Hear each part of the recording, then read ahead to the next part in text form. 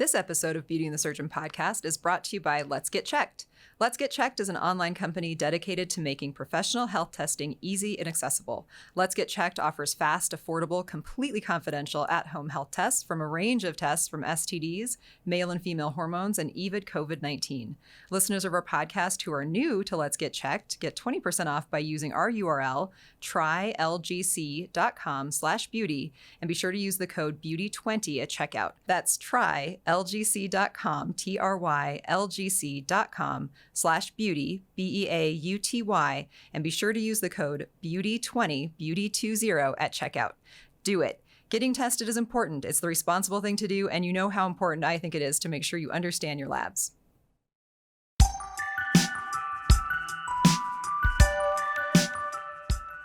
Welcome, everyone, to Beauty and the Surgeon podcast. I'm Amy, a nutritional therapy practitioner. I'm joined today by, as always, by Dr. Jason Martin. I'm here. He's a board-certified plastic reconstructive surgeon. Ready to go. Dr. Martin, how are you doing? I'm doing pretty good. This is one of my faves. I'm not sure if it's everyone's fave, so it's my faves. Yep. I like talking about research too. And we're on Research 3.0. Nils, we called it a trequel. A trequel. We're on the trequel. So if you are watching this on YouTube, that's awesome. You can find the chapters or kind of the timestamps in the description. So if you want to jump to like just Dr. Martin's research or just my research, I highly advise you just to go to my research because as usual, it's better than Amy's, but so you can look at her poor examples of research. They are timestamped below. So you can... The chapters really make it. I've actually used the chapters. Yeah. So does that hurt our YouTube rankings when you go from chapter to chapter? Nope. Okay. Nope. All right. That's good. Doesn't. So just watch. I mean, if you're only interested in watching research on one thing or you see the research topics, you don't want to watch any of them, well, that's fine too. We do appreciate you watching. But if you are not watching and you would like to see the slides, you can find those on our YouTube channel at Jason Martin MD, or you can follow us on Beauty and the Surgeon podcast on Instagram to find out more information as well. So yeah, follow us. Talk about research. Okay, yes. Let's go. All right, well, you're first. You're up first. So research we're into does not mean research into plastic surgery we're into, because the hidden secret about plastic surgery is the research is terrible, okay? So Amy and I love health. We love fitness. We love longevity, nutrition. These are the things that Amy and I talk about all the time. We don't talk about, my mastopexy or this tummy tuck or this nose job. And one of the things, the big topics that Amy and I talk about is exercise. Amy loves to exercise. I kind of love to exercise. I do it more for maintenance of my body and mind for surgery as opposed to truly enjoying it. I'm convinced Amy really does enjoy it. I do. Which is weird. I mean, if I had a perfect day, it would involve at least like 3 hours at the gym. Yeah. I miss my long gym sessions because right now in 2021, I can only work out for 55 minutes at a time. Right, which is perfect for me, by the way. 45 minutes, I'm done. Especially on a Saturday. I need like at least, don't you have some of Paul's like 2.5 hour, shout out to Paul Revelia, 2.5 hour leg days? Yeah, I do. How do you get those done in 55 minutes? Woman, I can't. I go fast. I can't. And then you know what I really like to do is just kind of sit at the gym and just like watch people like in a sunny corner. Oh, I hate you're a lurker. You're a lurker. With my book. And you could do that as a woman. If I did that as a 47-year-old man, yeah, they'd be like, dude, quit staring at the... Yeah, they would make you leave. Yeah, I'd be like I would complain. I'm not staring at anyone because I'm a plastic surgeon. Like, there's some creepy guy in the gym staring at people. It would be me. Yeah. Because you told me to sit there and stare and do whatever I do. Sit around. Anyways, love the gym. Getting back to the show, we both like to exercise. I actually do enjoy it. I like shorter periods of time. It helps my brain, helps my body. I like to do it daily. I get up very early. Amy and I both get up usually starting around 4:30, most likely at 5 o'clock. 4:10 every day. By the way, I don't set an alarm. Literally, I wake up at 4:45. So if you want to talk about a sucky genetics that I have, it doesn't matter what day it is, ever. I wake up pretty much at 4:45. I mean, sometimes if I like go to bed at 12, I'll wake up at 5:45. Yeah. And I'm like, oh man, I slept in. This is crazy. It's almost 6. The day has passed. You can almost see sunlight out there. Yeah. All right. So anyways, exercise. We've had multiple episodes on exercise. We've interviewed people that are experts in exercise. Paul Ravella and from Chicago. Love that guy. Randors. He's not from Chicago. Maybe he is now. Yeah, he lives in Chicago. Yeah. Loved him too. He has a podcast now, actually. The Barman. Yeah. These guys all have podcasts. Yeah, those are more strength training, but obviously strength training is part of exercise. And one of the things that Amy and I have always talked about, so we live in the state of Colorado. It's a wonderful state. It's beautiful, has great, kind of natural wonders. You can hike, you can camp, but there's a lot of really psychotic exercise people here. Okay. Basically, whoever is listening to this, if you live in a southern state, these people would just get chased out of whatever town you live in, right? Because they would think they're a witch or something. These people exercise to such extremes all the time. Like, for example, on a Saturday, they'll go ride their bike for like 8 hours. They'll ride like 120 miles up mountains. Those people are called endurance athletes. Yes. And we have a lot of those here. Not a lot in proportion to the United States. We have a lot of people like that here. Well, people come here to train, because of the altitude. And people do come here. We have the Olympic training facility about an hour south of us. Right. And don't get me wrong, they're immensely gifted. And I'm not just talking about the young people. Even there's some people in our age groups, like 30s and 40s, who are like this. It's very outside exercise motivated here in the state of Denver, especially in the summer, but also in the winter. And one of the questions that Amy and I have always talked about with exercise is that we've all heard stories, especially here, of super fit people that just die, sudden death. It's not an uncommon story that they're riding their bike and they just fall over and die, right? Or they get hit by a car and die. Well, I know, but trail running, they literally have a cardiac event. They are attacked by a cougar and die. We've had that. Yes. Do you remember recently it was the baby mountain lion? Yeah. That guy like beat it up with its fist. Yeah. On the trail.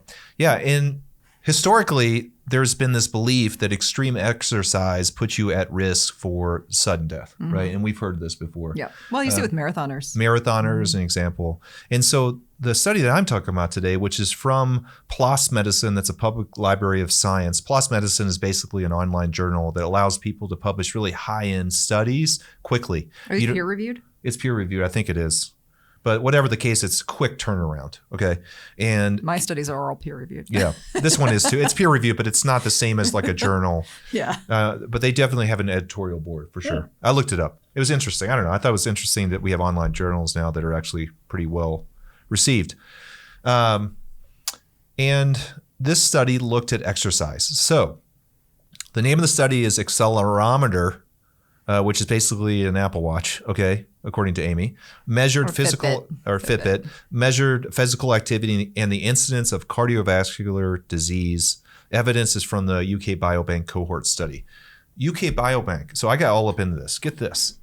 So in the United Kingdom, they have a biobank of 500,000 volunteers, and they gave a lot of stuff: semen, saliva, blood, all this kind of stuff. And they followed these people over years. It was started, I want to say, from in around 2010, and it's still up and going, and then everything's open sourced. So if you are a legit researcher, you can just go in there and request access, and they give you access, and you can just make a study from it. And you can request just specific things? Is it like getting like a what am I thinking about? Like when you need a search warrant, right? You can only search for this thing. I'm sure it's limited. So can you just get semen or just get cardiac data? Exactly. Yeah. Okay. And they're looking at cardiac outcomes and stroke outcomes and some other things, but basically that's what they're looking at. It's chronic disease and aging and population studies. So this study is almost 100,000 participants. It's a lot. Yeah. And it's not a questionnaire study. So they did. They actually did the study with the accelerometer on these patients and then followed them afterwards, assuming that they kept the same amount of exercise or physical activity daily. So the accelerometer wasn't forever, right? It was for weeks to months or whatever that was. And then they extrapolated and followed those people over time. So this is people that they sent this device to. Yep. So whoever it was, they sent them the Fitbit. Right. And they gave their permission to use it. And right now, Aura, the Aura Ring the study is actually over, was doing a study. You could opt in to participate basically for the University of California in Berkeley, I think that was Berkeley. Doing it. Yeah. Yep. For COVID related issues, like to see if increases or issues with heart rate, HRV, all that stuff would kind of pinpoint who might get COVID. And they actually sent me 2 tests in the mail. Oh my goodness, I had to give so much blood for this thing. You had to fill these little dots with blood. I'm I can't bleed anymore, onto this little circle. But it was really interesting. So I'm assuming kind of the same thing. You have to give them permission to collect this data, obviously, but they sent them this device. So this UK Biobank obviously has all the stuff signed, right? And so what they're doing is going and taking this information, and the Biobank itself did an extra component where they added in the accelerometer data, okay, on people. And then they went in and took that data and then looked at the outcomes, okay? So the accelerometer, by the way, is something called an AX3, which is like some cheap, not even a Fitbit. I looked it up. It's like, it's only for research, and it's like huge. It looks like a brick phone from the 90s that you wear on your wrist. Oh, yeah. Interesting. Yeah. But I mean, it's fine, but it's not like what we want everything so small and sleek with a watch on it. Anyways, they followed these people, the 90,000 participants, and they followed for cardiovascular events and disease and strokes. And what they found is that physical activity, from moderate to vigorous activity, which Amy and I were trying to figure out how they decided what was vigorous, and they actually did it as a magnitude in milligravity units of the accelerometer, which means absolutely nothing to me. Heart rate, maybe? And I did not look that up because I got angry. I'm like, can you just tell me what exercise they did, please? But they didn't use questionnaires. This is why this study is so cool. They use actual data. Instead of like questionnaires. Questionnaires are like notoriously terrible, right, Amy? Exactly. Yeah, for nutrition. Yep. So they actually did real data, which I love. That's why I love the study. And it's just a, retroactive study. And they looked at it, and there is no limit to the benefit of physical activity, meaning that the higher, getting into a vigorous level of exercise, and Amy and I are assuming that's heart rate related probably, getting into a vigorous level. So let's say level 2 exercise is 130s, you're jogging, you can talk to someone, but you're like, oh, please shut up. Don't keep talking to me. That's like 130 beats per minute for most people. Like vigorous would probably be 140, 150. When I'm really on the Peloton, maybe 160. That's for me high. I mean, it's obviously it's different age related. Yeah, I mean, you can get higher when you're younger. Yeah, if my heart rate's 180, I'm probably dying, like actually dying. Well, okay. I'm not. 180. I don't think I can get to 180. That's what I mean. That's what I mean. Yeah. If I'm at 180, like something is very wrong with my heart. So what they found is there is no level of too much, at least from this study. And this is 90,000 participants that they followed over years. Okay. I'm interested to know how many of these people were athletes, like would self-categorize themselves as an athlete. Well, this is the problem with this study. Do you think the 500,000 people in the United Kingdom who volunteer for this, do you think that they're a good stratification of the population? They might be. Now, do you think people in the inner city are like, oh, hey, I want to go to the UK cohort, biobank? There's no way. But anytime you incentivize people, you get a little bit better. Right. It's primarily affluent people, I'm sure. Oh, see, I don't know if you get the affluent person to wear that big brick watch. Yeah. So anyways, and that's what they found. So it was pretty definitive. They used a hazard index, and there was no hazard index for super vigorous exercise. So this idea that these extreme athletes will have a higher likelihood of cardiovascular death was not found in this very large study. And this is one of the largest studies. But they weren't testing athletes per se. Right. They weren't. Yeah. That's right. So assuming that you can get to vigorous exercise, and again, they were only measuring accelerometer data for short periods of time, maybe a couple weeks or a week or a month, and then extrapolate it from there. So we've all been in situations post Christmas and New Year's where we go out and run really hard, so maybe you had vigorous exercise for January 5th to 20th and then you quit. Obviously there can be injuries, depression, everything else, but you'd think that person would be more likely to have a heart attack if they were not a common exerciser. Exactly. So even that, yeah. Interesting. One thing I wanted to so I looked this up. This has nothing to do with the study. So I was like, okay, 500,000 people seems like a lot. And I was like, how big is the population of England? How many million people live in England? I don't know the answer to that. 700? 700,000? Yeah. It's a small thing. I know. I don't know. No, it's like 56 million or 66 million. In 1960, it was 52 million. So how many people live in the United States? 320 million. Yeah. Okay. What do you think our population was in 1960? 100 million. Yeah, it was 180 million. It just shows you the difference in population growth in more like expansive countries. Like I'm sure China is even greater, right? And it just shows you that England is like who knows where England will be in 200 years? I mean, if it will even be a country. I'm not even joking. Underwater? Yeah. I don't know. All right. So that was my study. This is what I was into. So at least there is a linear dose response relationship for physical activity, not curvilinear, meaning the more you exercise, the even better it is for your heart, and you would extrapolate from there from longevity. So if you try to convince yourself like I did that super extreme exercise is terrible for you, so I only need to do maybe 15 minutes on the bike at a low rate, maybe I should do 20 at a higher rate, or 25 or 30 or 35 or 40. Yeah. I don't know. I think that this is going back to like the amount of breaths a person can take and all that kind of stuff. I definitely think that it would be interesting to see this really broken down into what they considered vigorous, duration, all that kind of stuff, because I've seen more anecdotal evidence that extreme exercise has negative side effects, including stress, increased cortisol.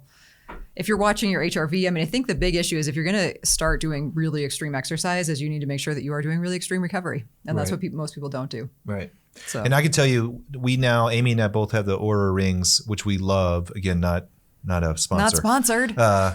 And they have the HRV in there, which is really used. That's what I look at daily. And I can tell you my HRV, heart rate variability. Yeah, lines up with how I feel when I work out. If it's lower, then I usually feel worse. If it's higher, then I feel better. I feel more invigorated and I feel more present. Well, it's a good idea of how recovered you are. We should sometime do a podcast about HRV because it really is fascinating. And primarily used to be used by professional athletes, right? Like to get your readiness and to make sure they were recovering and to make sure that they were actually ready for events.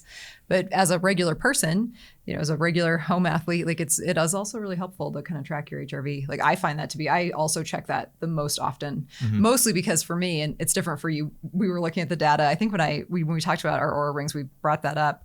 Obviously as a woman, I have variations in my temperature throughout the month. So like I can tell when I'm going to have, where I'm at in my cycle based on how my temperatures are. But where, like for you, your temperature never goes up. So like if your temperature is going up and your HRV is going down, it's a concern that you could be getting sick. Whereas for me, I can have, normal temperature variations during the month and my HRV is still really high. So my temperature goes up when I, have one of those crazy days, and we have those sometimes.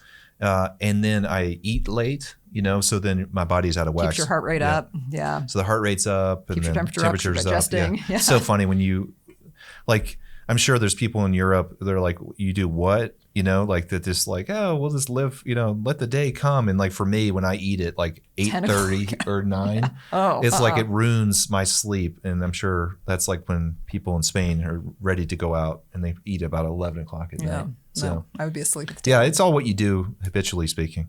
All right, so that's it. So there, at least from this study, from the UK Biobank, 90,000 participants, not questionnaire related, real data.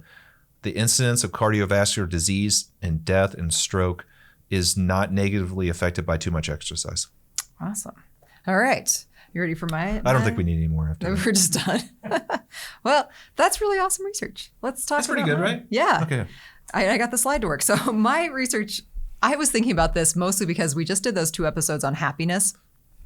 And in my mind, I was thinking like, they did that study like years ago about BOTOX and depression. I wonder where that all kind of is now, because this was years ago that this study started. And I found actually some data that was published just last year in 2020 talking about BOTOX and depression. And the really interesting thing, so they used data from the FDA and they basically took it from their adverse events reports. So there are limitations with this study, and that's one of them. I put another one here is it's hard to do a double-blind study on BOTOX because it has an effect.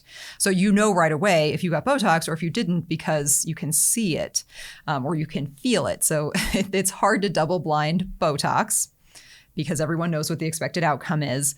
And also this study was looking at data from adverse adverse events reports, but it's still valid data. They used basically data that was collected from 2012 to 2019 and an older data set that was actually from January of 2004 all the way till 2012 as well. So the total amount of reports was over 13 million. And this was individual reports or types of outcomes. There were about 20,000 different type of uniquely worded outcomes were observed. I love those words. So basically, it was just those were the outcomes that they are looking at essentially. Because if you really read these studies, they were looking at a lot of things because the really interesting thing about this, I think everybody's mind goes to where? Why do you think Botox would work for depression? So you can't see your scowly, terrible, depressed face. It's always happy. Right, because if you can't make that face, then you will mentally be happier. Right, there's a feedback loop. They've shown that if you sit there and smile, it can have positive effects on neurotransmitter releases. Do you know what the name of the true smile is? There are actually like 13 different types of smiles. Starts with a D and the name is escaping me at the moment. No, I don't know. It's actually studied. So if Nils is going to search for it, it starts with a D and it's basically the type of smile that is genuine. And it means when you smile, the muscles are actually firing simultaneously. Oh, I know this, yeah. So your orbicularis and your elevator muscles all go up at the same time. Gotcha. So they show pictures of like models and other people side by side, and you can tell what is a genuine smile and what is a fake smile based on how their muscles respond. I read something about this. These people that work for like the FBI and the CIA or whatever, they can do. There's a whole wing of this where they look at facial expressions and they categorize it, and now they're doing it with AI or evaluation. Yes, yep, yeah. He was the guy who coined this stuff, the smile. His name. Well, think about how Botox would affect that. So if you are an FBI profiler and you are watching people on video, and someone comes by who is Botoxed to blank face, and we've seen it, has so much Botox they can't move. So if you're like face. a drug mule or a terrorist, you just need to Botox your face so no one can read it? No, or you're going to seem super guilty because you can't make normal expressions. Oh, that's a good point. I mean, it's disturbing. So every once in a while, like on the news, I'll see somebody who's like really over Botoxed, and it's so disturbing because like they might be saying something that has a certain type of emotion, but their face is just stone. So, so that's the thought, right? Everybody goes to that. Like, okay, well, if you can't look sad at yourself, then you won't feel sad. That's what they thought. And there were a lot of studies that have been done on that specifically. So specifically Botox injections into the glabella, or the muscles around the mid face. Between your eyebrows. Yep, and above that, around the eyebrows and in the glabella. Those studies were actually not super conclusive. Like they did show a benefit, but it wasn't statistically significant. However, when you look at the broader data, and this is why this study is fascinating, because it looked at data from Botox that was used in many areas. So we know Botox is commonly used for cosmetic purposes in the face. But it's used for migraines too. It's used for migraines. It's used for bladder spasms. It's used for torticollis. Yeah, torticollis, SCM. which is really overly contracted neck muscles that can distort. It's usually you see it in kids. Yep, in babies. In babies, yeah. Yeah, they use it for muscle spasms all over the body. So it's actually indicated. Botox is trigger points for people that have really bad trigger. Everyone's known someone has a bad trigger point on their back. I've personally injected that before for a trigger point. Yep. Yeah. So there are a lot of therapeutic uses for Botox. They use it for hyperhidrosis, not only in the armpits, but also in the hands and they the feet. use it for fissures, anal fissures too. Yep. Yeah, to relax the sphincter. Yep. And that's bladder spasms is another one that it's used for that's very effective. So there are on-label uses for Botox. So they basically looked at all of these, and they found that of the 8 types of conditions, or there were actually, I think, 8 injection sites, but 6 specifically of the 8 conditions and injection sites that they looked at showed a 40 to 88% decrease in symptoms of depression. Well, I mean, yeah, but if you have torticollis, or if you have anal fissures, or if you have trigger points, these are medical issues that can secondarily lead to depression. Right. So the therapeutic benefit of this is having a secondary benefit on potentially. And that's what they say. Since Botox is commonly used to treat chronic conditions that may contribute to depression, like sweating, its success in relieving the underlying problem may also indirectly relieve depression. But they weren't expecting to see that, right? What? Like people, well, it wasn't something when What is this, Psychiatric Times? This was from Psychiatric Times. Please. But they were looking at data from everywhere. I mean, but again, most people think that the only reason that Botox would help with depression is because you don't look depressed anymore. But it has other farther reaching effects other than just making you not look sad. Right. Which I thought was so interesting. This is obviously not like perfect data. There is no double blind. It is all from, there's limitations. Like I talked about, it's basically looking only at side effect reports. So people who had other issues, but also anecdotally had Botox for something. Hey, are you still depressed? Yeah. I think that's cool. Yeah, I thought it was really cool. Yeah, and I think it's interesting to talk about all the other uses for Botox. And I would really love to look at Allergan's data on what percentage is used for medical purposes and what percentage is used for aesthetics? For cosmetic, because it's also oh my gosh, what is that condition? I'm having issues with things today. For the esophagus. Oh, like nut. It's called nutcracker esophagus. Yeah, not Barrett's, but they get the spasms in the esophagus itself. BOTOX is indicated for that. So interesting. Yeah. So it's kind of cool, and there is obviously ongoing research on this as well to kind of see if maybe there is some. Because then you look at, okay, well, so if it's not just because you are no longer having issues with your bladder spasm, that you're not depressed anymore, what if there's something else that BOTOX is doing basically that, the way it's traveling along the neurons, getting into the brain, like causing actual benefit I hope it's not getting that's in the farther brain. reaching than that. Oh my God. I don't know. Well, they always tell you it works locally. If it's getting in your brain, we're really kind of screwed.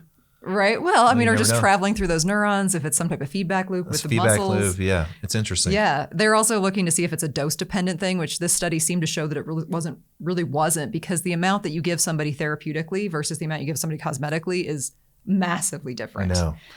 I mean, the amount of units, if you're getting 30 units in your face versus getting 300 units for a larger That's muscle why I think the spasm. medical use of Botox is probably higher than we think. Just because of the number of units they use. I'm saying just the volume. Unit per unit. If every unit of Botox injected, I would love to know the breakdown of the percentage. Yeah. I mean, I can tell you this, as a professional, if you purchase Botox cosmetic, it comes in 2 sizes. There is one size of Botox therapeutic, and it is almost double the size. So it comes in a much bigger size. That size always goes to LA, right? Yeah.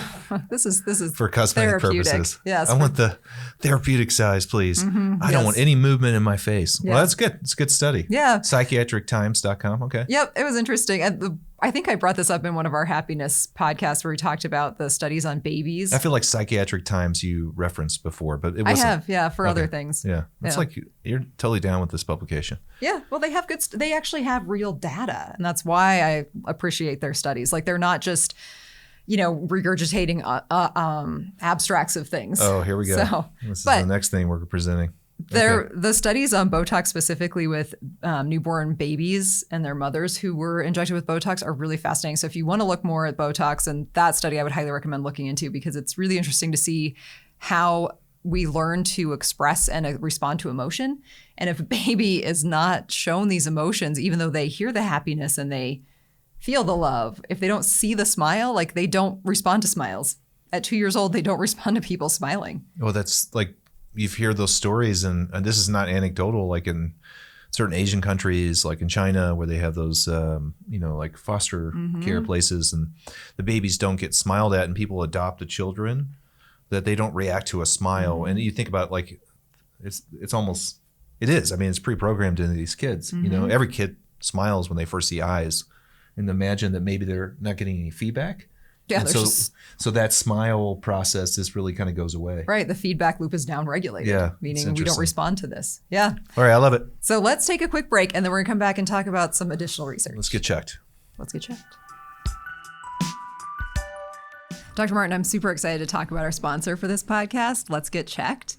If you've been a listener of our podcast, you know that we have never had a sponsor before, and that's because we're an educational podcast. We're not looking to monetize, and we also would never recommend something that we didn't believe in and or use ourselves. So basically you're saying we're very choosy. We're very choosy when we come to our testing, but Let's Get Checked really aligns with our values. We talk a lot about monitoring your blood values of certain things. We talked recently about vitamin D serum levels. We talk a lot about hormone levels, and it's hard for some people to get to a lab, or you're afraid of the blood draw, or just, you're concerned about confidentiality. Like, you have a lot of concerns and you just don't do it. Let's Get Checked makes it super easy because it's completely confidential. You do it from your home. So there's really no excuse not to do it. Yeah, and we did it recently. Both Amy and I did it. She looked at her women's health, basically her hormone levels, and I looked at mine on the men's health side with testosterone. It was very simple. You go online. Their online interface is really easy to use and good. We got the testing kit very quickly. And the test itself, actually doing the stick, you do a stick on the end of your finger, is not hard to do. It only took about 3 to 4 minutes. You put it back in a sealed envelope that's confidential, goes back to them. You get your results in 2 to 5 days. It's really that simple. And the best part is it's about empowerment, about you taking control and trying to do things that are positive for your health and life. And this is one way to do it literally from the comfort of your own home.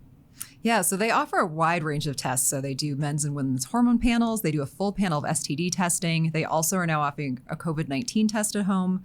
So there are a lot of other just basic blood levels that you can get tested as well. And one of the things that we always say is you can't track what you don't check. So you might not know what's normal for you in the future if you're not checking it now, especially as it relates to hormones. And men's health specifically, I feel like is a little bit undertreated. I mean, sperm counts are dropping by a large percentage in men these days.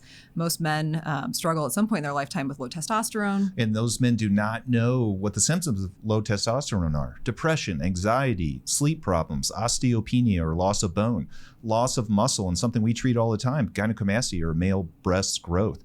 These are real problems that can be improved or treated with testosterone. And these men do not know their levels. It's so easy to get checked. And this is why we're so excited about the sponsor. Yeah. And Let's Get Checked is a completely CLIA certified lab, the CLIA lab.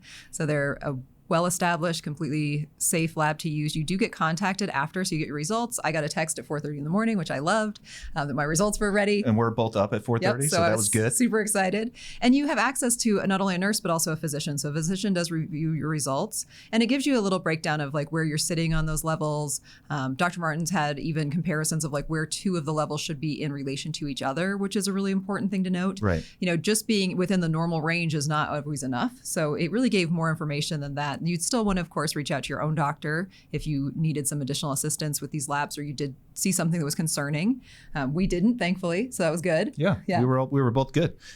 This podcast is about empowerment. It's educational. In my private practice, I'm a board certified plastic surgeon. We are all about empowerment, and this is one way to do it. So we're very excited about the sponsorship, and we're looking forward to using it for our patients moving forward. Yeah. So as a listener of our podcast, if you're also a new time user to Let's Get Checked, which a lot of you probably are, we do have a 20% discount code. So you do need to go to our specific URL, and it is linked in the description box below, but it's going to be TryLGC, so TRYLGC, like Let's Get Checked.com/beauty, BEAUTY. And you'll need to use the code BEAUTY20 at checkout. Beauty again is BEAUTY 220. And you can pick a test, like any test you'd like, put in our code and get your test shipped to you. Getting tested is the right thing to do. It's lets you know where you're at and what's responsible. All right. Well, let's get tested. Let's get tested. Let's get checked. Let's get checked. All right, we're back. So in the vein of research, if you want to actually know what's going on in your body, you can't track what you don't check. So get checked. Let's get checked. Yeah. All right. So now we're going to talk about some smaller, funner studies. This one is Dr. Martin's. And Dr. Martin, I'm going to let you explain to me what you think this study is about. I am absolutely not going to do that. So basically, I read a news article. The title of a news article. The title. Mm-hmm. And it was about Neanderthal poop. Which is, what is that, 50,000 years ago? Yep, 50,000. 50,000-year-old poop. And what they did is they somehow extracted DNA from there to figure out what bacteria was in the poop. I'm infatuated with the microbiome. Amy knows this. I'm actually seriously considering testing my microbiome. And there are companies that do that. It's not cheap. I mean, Amy and I have looked into it. It's definitely a couple $100. I'd say it's $500 to $500,000. Okay, yeah. Oh, yeah. So it's expensive, but to do a real one. We're finding, and Amy's been saying this for a while, that the microbiome has a huge determining factor on your health, on aging, on longevity, inflammatory conditions. My personal interest, because my dad has Parkinson's disease, is the gut's effect on the brain and possibility of contributing to Parkinson's disease. So this immediately popped into my sensorium. This was one of those news articles on Google News, and I started reading it. And I sent this to Amy. I was like, we should do this for our article, and that was it. And it was basically what I took from the title of the news article and maybe the first couple paragraphs is that this idea of a paleo diet. All right, so everyone says I'm eating paleo. What is paleo, Amy? It depends on who you ask, but I mean, to me, I would true consider paleo. Yeah, again, if you go Mark, what is Mark's last name? Because I can't remember anything today. Right. Mark's Daily Apple. Yeah. He kind of coined the term paleo diet, but it's very much whole foods, no grains, limited vegetables, like no nightshades, berries in season, eating very much in season, farm to table kind of style eating. Right. Nuts. And then not even really a lot of nuts. Really? Mm-mm. What about meats? You got meats, limited dairy, fruits and vegetables in season. Yep. Right. So basically what this article, which was taking from the study, was saying is that this idea of what paleo is not correct, because looking at these poop studies and these Neanderthals from 50,000 years ago, their diet was, they were omnivores, hunters and gatherers, and they would eat a lot of different things, not just things in season. They would eat fibrous things and all the things you're not supposed to eat with the paleo diet. They would eat that too, which is shown in their poop. So I read this article. And then Amy read the article. Well, it's more that I read the actual research. So I actually got on to. By the way, my version is better. Yeah. So I was looking. I'm like, I can't find this anyway. So I actually got onto the full article on Nature. So looking at the full article, like the abstract, the everything of this study. And by the way, they found this poop in Spain. Yep. Right? It was an Italian university, found the poop in Spain. And then they actually did all the work here in the States. They did all the work at the University of Oklahoma. And they extracted the DNA. And just, bacteria has DNA. And so you can sequence DNA, and there's unique sequences in certain types of bacteria, even from 50,000 years ago. Yeah, from really So, young period. and they can really pick out what bacterial, and by the way, Amy can speak to this, but the bacteria in your gut really determines your microbiome. That's what the microbiome is. That's what it is, yeah. Yeah. Okay. So this article is actually, the study is from Communications and Biology. Okay. Components of a Neanderthal gut microbiome recovered from fecal sediments in El Salt. So this was the cave that they were found in. So I read through this entire thing and I'm like, I don't see this connection to diet that you seem to find.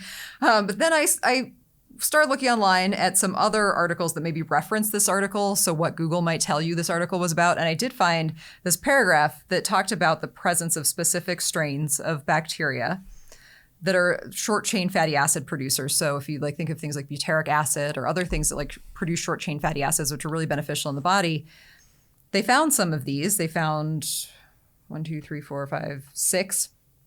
Most of them you probably don't know what they are, but all different strains of bacteria in the gut microbiome of Neanderthals, says that it provides unique perspective on their relevance as keystone to the biology and health of the hemolineage. So that they might be also in humans, right, because they were way back then. While the former are known to allow extra energy to be extracted from dietary fiber, strengthening the relevance of plant foods in the human evolution.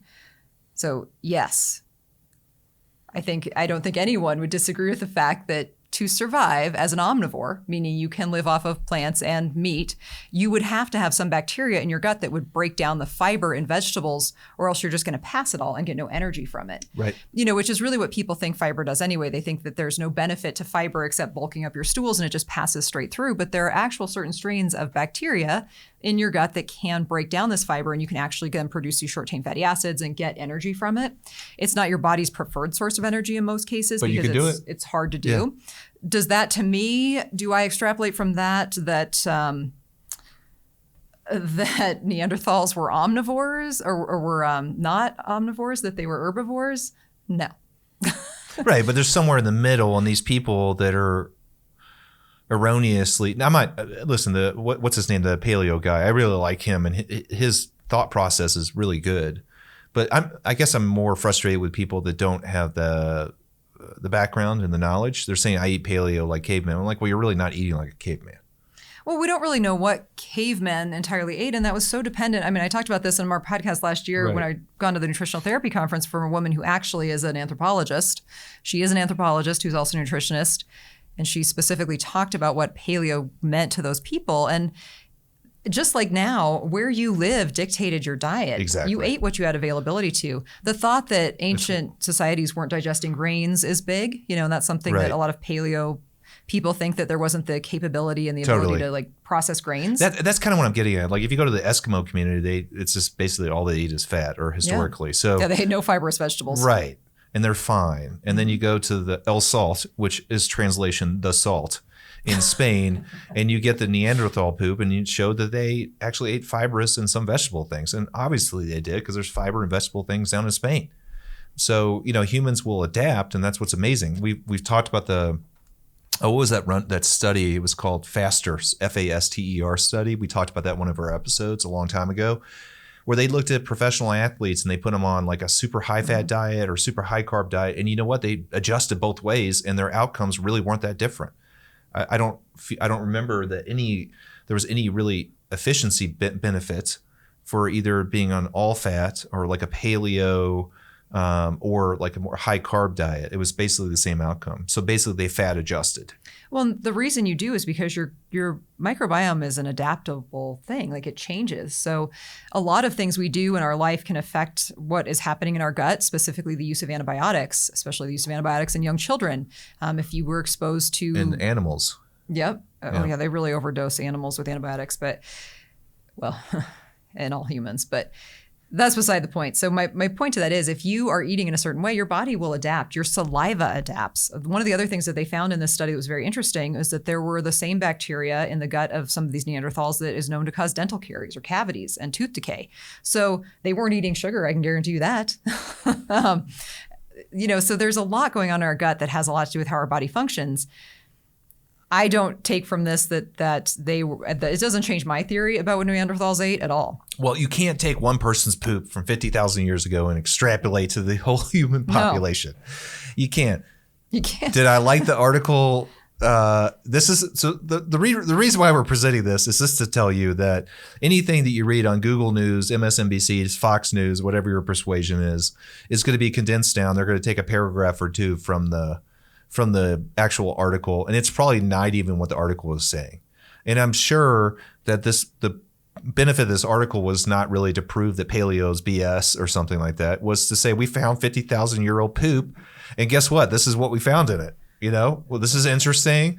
This maybe points to the fact that at least in this area, the Neanderthals actually ate fiber and vegetables, and they weren't as, farm to table, seasonal, no nuts and fatty meats. Well, I would think that is exactly farm to table. Like you have to eat what you have around you, and what you have around you is not always going to be an animal. Yeah, I guess I'm just frustrated with the name paleo. I don't know.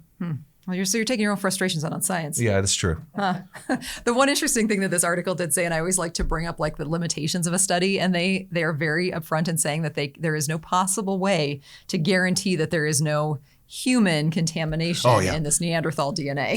That's what's cool about it. So they had to treat it like they do on stuff from Mars, because the problem is you bring anything back from space, it can be easily contaminated. Right. And then you're like, holy crap! There's humans on Mars. There's like bacteria on Mars, and it's like just like strep. Ours. Yeah, exactly. It's strep. It's like an oxidative. There's no way it's going to live in Mars's atmosphere. So. And they had to take that's a possibility too. Yeah, they took every precaution that they could, but of course they did bring that up, which I thought was really good. So this article is this research is very interesting, especially if you're interested in the gut microbiome. If you like poop, if you like microbiome, it leads a lot open to additional research and additional study and all that good stuff. Did they use poop as the word in the article? No. Okay. They did not. Not once did they use the word poop. No. Fecal sediments was usually what they referenced. Fecal sediments. And how do you know something's a fecal sediment? Well, there's pictures. And how do you know it's Neanderthal and not like bear? Because they find there's enough human DNA in it. And that's what they're really looking at. So they first looked at, and there's sequencing of all of this. I mean, this crazy looking chart, if you're watching, is one of the breakdowns of the different types of bacteria. I would put that in my wall. Yeah, it's pretty cool. So they do. They have a way of basically they take it. They think they know what it is. They break it down. They actually look at what the DNA is, and they make sure that there's enough humanoid DNA, all that kind of good stuff. What if the bear ate a human? It could have, and then pooped it out. Yeah, could have. This is digested human or poop. Like I don't know, woolly mammoth, or what's down in El Salt 50,000 years ago? Is it cold or hot then? I have no idea. It's like this is where we actually need real scientists on the show. I would love to interview like a real scientist person that knows these questions. Yeah. Like, how do you know this wasn't a human that was digested by a bear?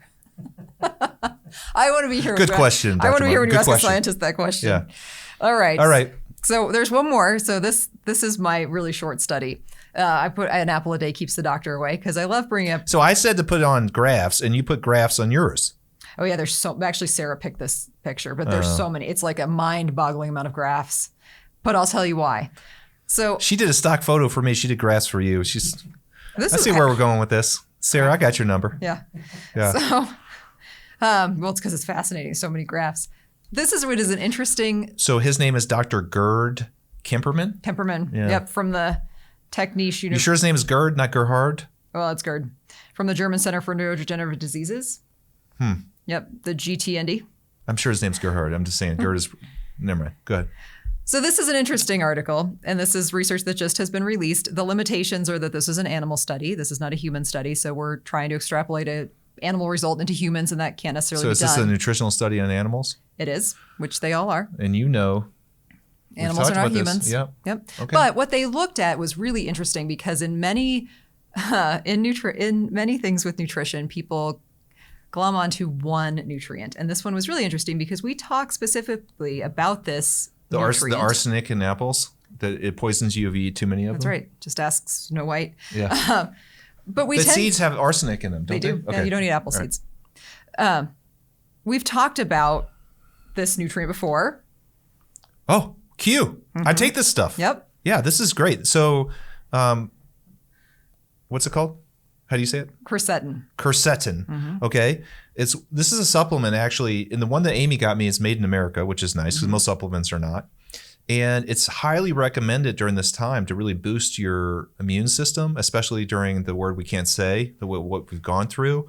Most of the people, or many of the people that I've talked to who've had exposures and they go to their doctor's office, I've had at least 3 or 4 people where they told them to take this supplement, which I thought was so interesting. I mean, retroactively, is it really going to help you? It fights free radicals. It's an antioxidant, so it fights free radicals, which we've talked a lot about when we talk about supplements. Yeah. It's not expensive, by the way. It's actually there are some shortages, so it is becoming more expensive as more people start taking it. But my point with that is, right? We talked about this as a supplement. It's a flavonoid. Yep. So it's one extracted substance that is very abundant in the peel of apples. What this study wanted to look at was how is this, because I've talked about this before, that like in the body and in nature, things work together in concert. So do you really get the benefit of this if you take this one nutrient that's in a food and eat it in isolation? Or is the benefit of this nutrient only because of all the other things in this food that work together that cause this benefit? Therein lies the problem with nutrition. Right. So are you getting the same amount of benefit from taking a supplement as you would be from eating this food? Could you ever eat enough of this food to get to the same dosage? That's what people look at. Like, well, you'd have to eat like 16 apples. Well, yeah, but you're also getting so many other nutrients in an apple. But there are some things that you have said historically. We can go back and check all these. We've had multiple episodes which are fascinating with you regarding nutrition, that supplements are better than, because of the amount that you would have to eat to get the dosage of the supplement in. Right. In some settings, that I'm is trying true. to remember the ones you said. Is it vitamin D? No. Well, vitamin D, I know you yes. can't ingest vitamin D, but there was Vitamin some. C is another Vitamin one. C. Vitamin C Yeah. was the one. That's what it was. Water soluble. Yeah. It doesn't stay in the body. Like to consume enough vitamin C through food would be very challenging. Very difficult. You can do enough to where you don't get like problems, Yeah. like rickets and stuff, but But you're not going to like optimize it. Right. So there are times when, yes, like vitamin C is a great example. Vitamin C is beneficial for healing. It's good for collagen production. It's very good for healing and for recovery. So taking a supplement with vitamin C, because it has a very specific direct effect, very beneficial. A lot of these other things that we're finding in nature, things like resveratrol is a great example. Resveratrol is Take it. Yep, you take it. Why do you take it? Because you think it has an anti-aging benefit. Well, is that benefit? because David Sinclair of Harvard told me I need to take it. Is that benefit coming from the grape as a whole, or is it really only coming from this isolated nutrient in the skin? So they wanted to see if there was other benefits outside of just the quercetin that were causing some of these benefits neurologically, because you do see a direct correlation between quercetin and neurodegenerative conditions and it being very positive. So it has an anti-proliferation at high concentrations, pro-neurogenic at low concentrations. But is that it? And if you just use that, is it enough? What they found, and that's what these charts show, these mind-numbing charts, that there are so many other beneficial things in an apple, including in the flesh, that in conjunction, like when they're used together, are actually equally beneficial and have additional benefits. So not to get into like the nitty-gritty of all the things they found, because it is mind-numbing. But I saw this coming. I know where you're going with this. Yeah. Like Whole Foods, man, that's your thing. It is. And there's no great shortcut to eating a properly prepared nutrient-dense diet. Can you take supplements? Yes. Are supplements extremely beneficial in times of need or times of duress or things you really can't get? Vitamin D, you synthesize it from the sun. Vitamin D is a perfect example of that. Perfect yeah. example. I mean, you have to, in a lot of places, you have to supplement your Absolutely. vitamin D. I mean, in anywhere really this far north and norther than Denver, you need to definitely supplement with vitamin D. Norther. More northerly. In the northness. It's like sound like Norther. some Scottish. Souther. In the norther. Norther. So in the norther parts of the world. But there's a reason why our lifestyle, too, makes it necessary to supplement, because it's impossible to get some of these things. We don't live outside anymore. We don't do some of the things. We don't live in the dirt. We don't get the microbiomes from the dirt that we used to. If there's anything that Amy, besides like obvious things like smoking and drinking, that Amy would tell you to first focus on is food sourcing. Yeah. And that's what she always says. And it's the smartest thing you can say, because it's the one thing you can really, really control. And it's the one thing that, it's really, you can control exercise, but like sometimes you can't because you have to work or you have kids or whatever. But what you put in your mouth, you have ultimate control over 100%. And food sourcing is super important. And that food sourcing is what you find out. I mean, you know this, but like what you find out, like for someone like me, who was not always good with that, I'm habitual, I get into things, is really you have to think about the food itself and what the benefits you're getting from it, right? And then like you're saying, if you need certain things, that you try to find foods that have that in it inherently, as opposed to immediately going to a supplement. Yes, and getting food in their closest to nature form. In this study, and this is what I really appreciate about this, and it's got to be because they're Germans maybe, so they thought like, okay, great. So apples are super beneficial. They have these great compounds. What if we just give these mice apple juice? What will happen? Nothing. So you can't, like, when you start to alter a food from its natural state, you're breaking down and changing the things that nature intended it to be. Mm-hmm. And that's kind of you can't shortcut these things. Like, you can't cheat nature. It knows.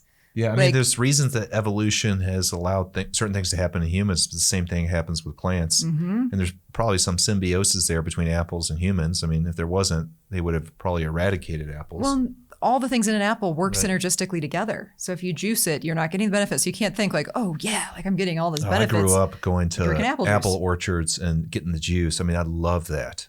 Doesn't mean it's not tasty. Yeah, I know, but that was fun. You're right. It's fun. And food should be fun. I really, again, appreciate this study for many reasons. And it is done on animals. So I'm not focusing on the neuro benefits from this study. I'm more looking at actually the synergisticness of food and how all the beneficial compounds in food work together, and that there's more than just these single extractable ingredients that might make a food really healthful. So if you think that you can eat a really crappy diet and just take handfuls of supplements, you're probably wrong. But you also shouldn't discount supplementation in times when it's important. I mean, I take supplements every single day and find ones that are extremely important. Yeah, what's the flavonoids I take? Oh, it's a name that is... Ficertin?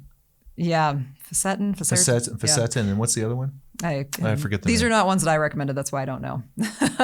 So they're not ones that were prescribed by me. Didn't know you're the only person that could recommend flavonoids. No, I'm just saying that's why I don't know the names of them. Right. Yeah, I don't know. I know I order them for you, but they're not ones that like are typical ones I recommend. They're a little bit, but they're also ones that do very similar things to resveratrol and quercetin. So which stimulates the sirtuin pathway, which we've talked about before. I don't know. Maybe it was one of our research things or. Yeah, we did it. We talked about it during research. That was one of yours. Yeah. We talked about it. Yeah. The sirtuin pathway, which is the pathway that has been associated with fasting and autophagy and repair.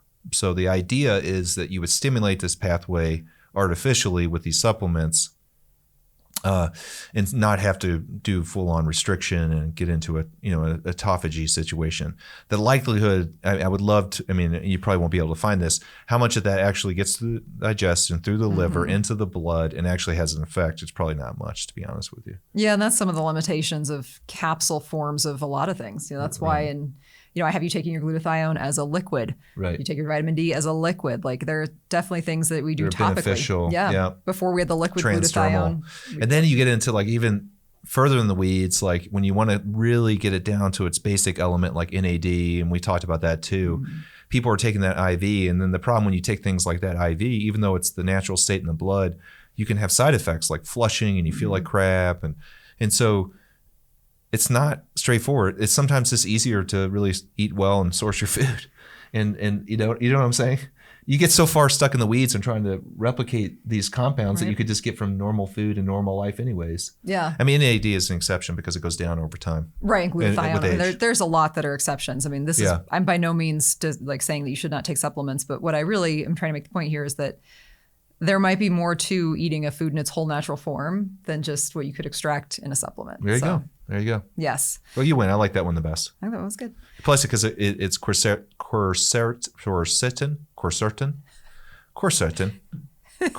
Sounds like a different language. I know. Is that so you get in the northerly Well, areas? northerner. More northerner? More northernly. All right. So thank you so much for listening. If you made it to the end of this podcast, I really appreciate that you love science and like listening to a lot We of love research. science. We do. So if you'd like to leave us a comment, rating, review, we would certainly appreciate it and sharing with your friends. It does help us. We are trying to get to 1,000 followers We're on getting to YouTube 1,000. so that we We're can gonna have get a there. merch store. We also have a phone line so you can leave us voice messages. I would love for you to leave us a message. That number is in the show notes, but it's also 303-630-9038. You can follow us on Instagram at Jason Martin MD and at Beauty and Surgeon Podcast. You can also find us on YouTube at Beauty and Surgeon. If you have a research article you like, send it to us because we'll actually do it on the next episode. And it doesn't have to be about plastic surgery, and there's really no good ones about plastic surgery anyways. But you did bring in the BOTOX one. I was really impressed with that. So send us your research articles. We'll present those next time. Well, thanks so much, everyone, for listening. We'll see you next time. Thank you. Don't forget to check out our sponsor, Let's Get Checked. Let's Get Checked offers fast, affordable, and completely confidential health testing for everything from STDs, male and female hormones, and even COVID-19, right from the comfort of your own home. And remember, new customers and listeners of our podcast get 20% off by using our URL, trylgc.com/beauty, and be sure to use the code BEAUTY20 at checkout. That's trylgc.com/beauty and use the code BEAUTY20, beauty, BEATUY 20 at checkout. Get checked. It's the right thing to do.